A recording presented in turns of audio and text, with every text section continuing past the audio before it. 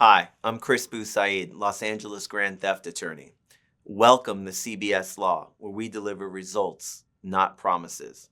Let's talk about theft cases, specifically grand theft cases, or cases that involve the stealing of property with a value of $950 or greater. Let's talk about some of the more common charges that we see. First, grand theft itself. That's a violation of Penal Code Section 487. That's a felony. That means upon conviction, the potential consequences are a low term of 16 months, a middle term of 2 years, or a high term of 3 years, all servable at halftime, which means the most you would actually serve of the judge's sentence would be half of the amount of time. What constitutes a violation of grand theft? Well, first, that someone took property, not their own, with the intent to deprive the owner of that property. And third, that the value of the property exceeded $950.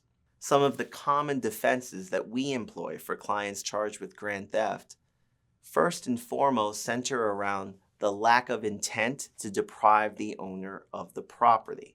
The way we effectuate that defense is we utilize investigators to not only interview witnesses, but also understand the surrounding circumstances that had to do with the taking of the property. Oftentimes, intent to deprive the owner of is relied upon by the prosecution through circumstantial evidence. In other words, it's generally uncommon when someone takes a piece of property that they look at the owner or they look at the surveillance video and say, I intend to deprive the true owner thereof.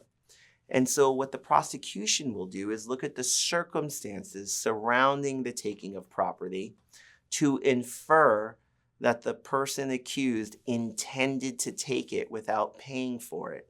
We often see in these cases that the allegations of theft relate to circumstances where there's a familial dispute between two spouses, child custody involved, mental health issues, drug or alcohol abuse, or simply mistakes.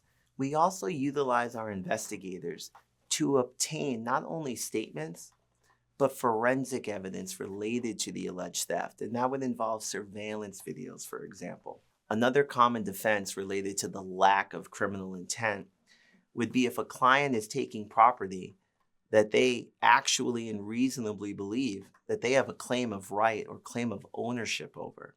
And so they weren't intending to deprive the true owner of the property. Rather, they were just trying to regain their property. Second is a crime commonly called joyriding. It involves the theft of automobiles. That's a violation of Vehicle Code Section 10851. That crime can be charged as a felony or as a misdemeanor. If it's charged as a felony, the possible consequences upon conviction include a low term of 16 months in state prison, a middle term of 2 years in state prison, or a high term of 3 years in state prison, all servable at halftime, which means the most one could serve is 50% of the time sentenced. Common defenses for violations of joyriding that we utilize include using investigators to interview witnesses, gather statements, understand the surrounding circumstances regarding the alleged theft of the vehicle. Oftentimes, these cases involve family disputes, domestic disputes, mental health issues, drug or substance abuse that actually undermine the idea that the client had actually intended to deprive the owner of the vehicle, and rather they had a claim of right over the vehicle or permission to take the vehicle, or they were just unable, due to their particular circumstance, to form the intent to actually steal the property at hand. Third is receiving stolen property. That is also a crime that can be charged as a felony or as a misdemeanor. What constitutes receiving stolen property? Well, one, possession of property that was stolen, but second, critically, that the person accused of receiving stolen property knew that the property had been stolen. Common defenses related to receiving stolen property center around that knowledge element. In other words, that the client did not have actual knowledge that the property was stolen. Oftentimes, the prosecution is going to utilize circumstantial evidence to try to argue that the client had the intent or knowledge that the property was stolen. What we do at CBS Law is we're going to utilize investigators to not only interview the parties at hand, but understand the surrounding circumstances regarding our client's receipt of the property. For example, buying something on Facebook Marketplace or seeing documentation that the seller actually has the right to possess that property, oftentimes clients will rely on those representations or rely on the reputation of the establishment or marketplace they're using to believe that the property is not stolen, but in fact is legal to sell and legal to possess. Similar to joyriding and similar to theft, receiving stolen property is a wobbler offense. It can be charged as a felony or as a misdemeanor. If it's charged as a misdemeanor, then upon conviction, the maximum punishment would be 364 days in county jail.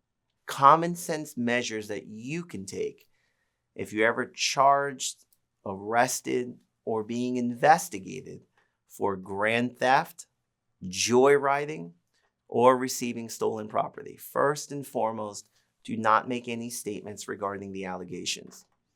Do not make any statements to the police. Do not make any statements to witnesses or the alleged victim. And certainly don't make any posts online via social media or otherwise, because any statement you make can and will be used against you in the criminal case. Second, don't destroy any documentation or communications regarding your purchase or receipt of the property in question, because that documentation could constitute really important evidence when in the hands of an experienced attorney to dispute the truthfulness of the allegations against you. Third, most importantly, call CBS Law at 213-800-8005 so we can begin investigating your case and building your defense, because together we'll get your life back.